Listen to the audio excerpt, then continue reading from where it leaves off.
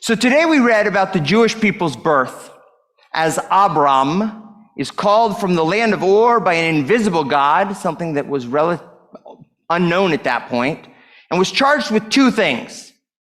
Number one, Lech lecha mi'artzecha u'mimoladetecha mi'beit avicha la'aretz asher areka. Go forth, go from your native land, from your father's home. The first thing Abram, his name not being changed to Abraham yet, had to do was go to a specific piece of land, a land that would become a holy land for three faiths, and the homeland for the Jewish people. From there, Abraham and his descendants were to fulfill the second charge. Esecha legoy gadol ve'evrachecha ve'egedle shemecha vehiye, did I say it right? Vehiye bracha.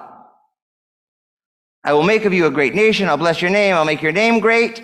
And you shall be a blessing.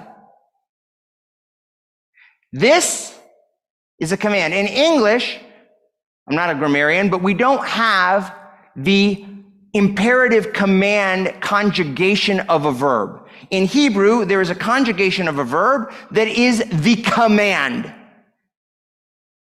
And this is called the imperative construct of the call verb to be. You shall be, you will be, you must be. Not a prophecy that I'm seeing a bracha, but you will be a blessing. So how do we become a blessing? Such that as the verses go on, that I'll bless those who bless you, curse those who curse you, and all the families of the world, kol mishpachot ha'adama, will be blessed through you. How do we become a blessing? We could study this for years, what it means to be a blessing. But I have to admit, over the last few weeks, I've been struggling with this concept. There's no doubt that there have been fantastic pockets of support, including, for those that know Denise, our cleaning lady who's filling in for Michael Trailer while he's on vacation. She came up to me and she said, Rabbi, I want you to know that I don't understand, but I am so with you and your people in the horrors that you're going through. Reaching out to me. She's the mother of Ken, our sound technician, and she doesn't get it.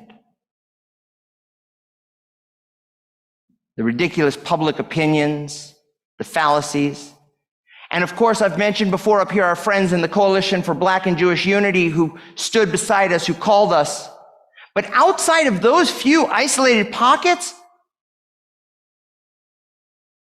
radio silence. And that's at best.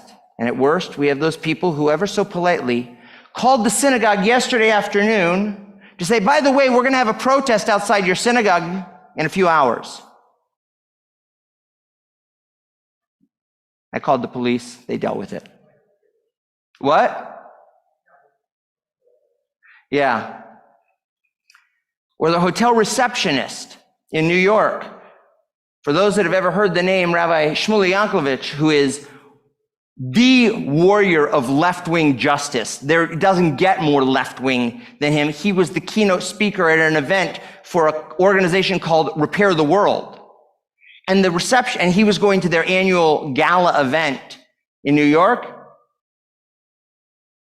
And the receptionist at the hotel desk said, you know, you really should rename your organization to Destroy Your World with all the nastiness you Jews are doing. So how are we supposed to be a blessing to the world? I mean, with friends like these? I don't believe that all of Abram's actions established methods of being a blessing. He made some mistakes and he's called out for them often. But I do believe that there are some very clear behaviors that paint a picture or begin to paint a picture of what it means to be a blessing. As soon as God finished his command to Abram, the Torah tells us, "Vayelech Avram kasher diber alav Adonai vayelech ito Lot ve'Avram ben 5 shanim v'shivim shana b'tzeito ויקח אברהם את שרה אשתו ואת לוט בן אחיו ואת כל רכושם אשר רכשו ואת הנפש אשר עשו בחרן. Abraham went forth as God had commanded him. Lot went with him. And Abraham took his wife, Sarai, and his brother's son Lot, and all the wealth they had amassed and the persons they had acquired in Haran, and set out. So number one, what does it mean to be a blessing? This is the first thing we're told in the Torah that Abraham does. What is it? From the outset, Abraham, or Abram at this point, establishes the mindset that first comes family. Family comes first. What does it mean to be a bracha? It means to look out for your family, even if they're a pain in their side, even if they're a financial drain on you, even if they slow you down, even if you disagree with them. Family comes first. To be a blessing that other families can be blessed through, you have to set an example that your family you'll take care of.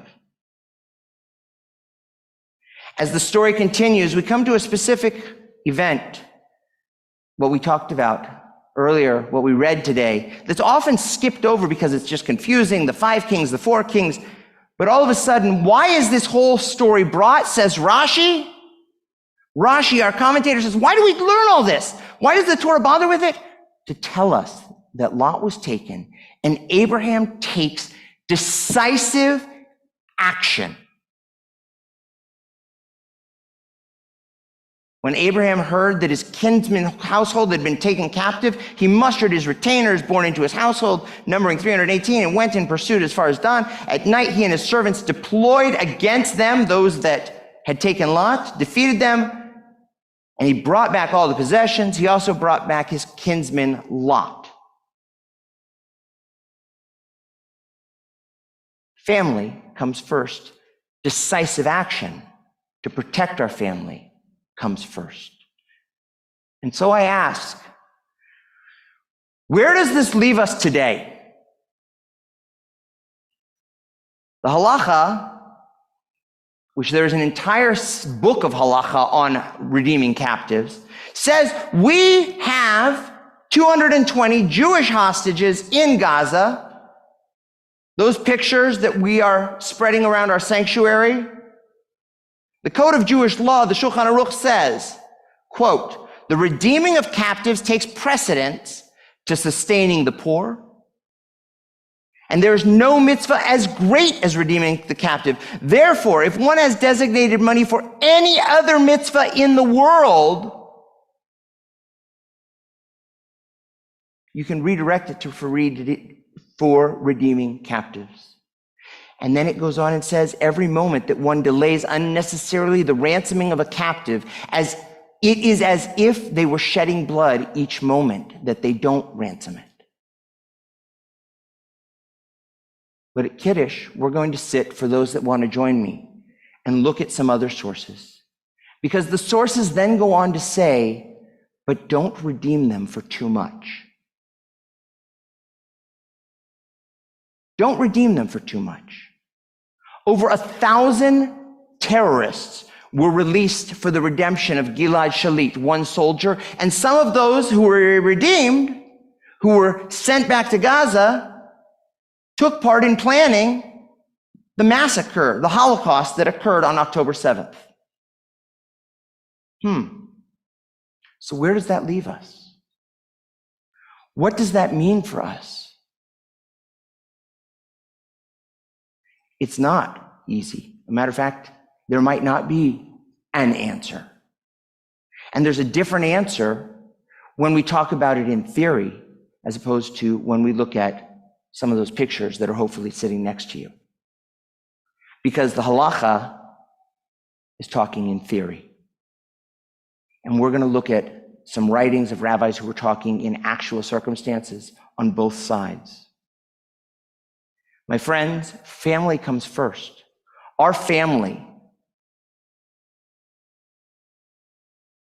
was massacred on October 7th. And it's going to be hard. It's going to be painful. And we here in America are going to have to stand up. We're going to speak up where it's not comfortable to speak up. I can sit here, I'm trying very hard not to tell you news, because news you can read in the newspaper, on the web, you can read it wherever you choose to get it. Inform yourselves, my friends. There were 1 million people living in the town of Fallujah when America went in to rid it of ISIS. ISIS had been there for 6 to 9 months.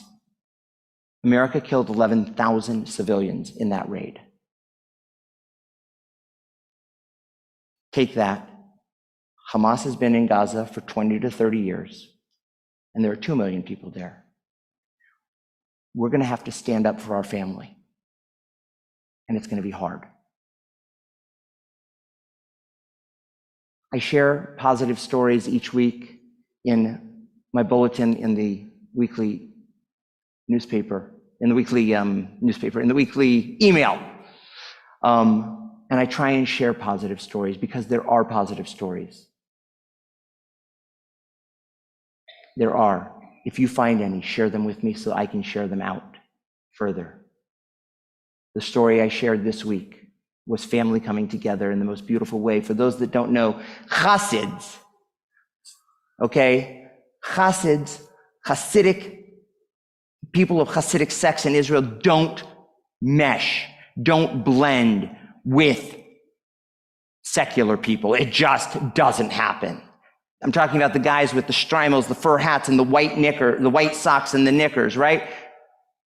I put a link in this week's email that a group of Chassids went to a refugee absorption center where all these people from the south were being absorbed and dealt with. And they came and they sang and they danced. And we're talking, they danced with women with halter tops. Yes, exactly. Yes, they let go of their need to protect their insularity, and they came out and they danced and sang. And that's what the video is that I sent, because family comes first. Shabbat Shalom.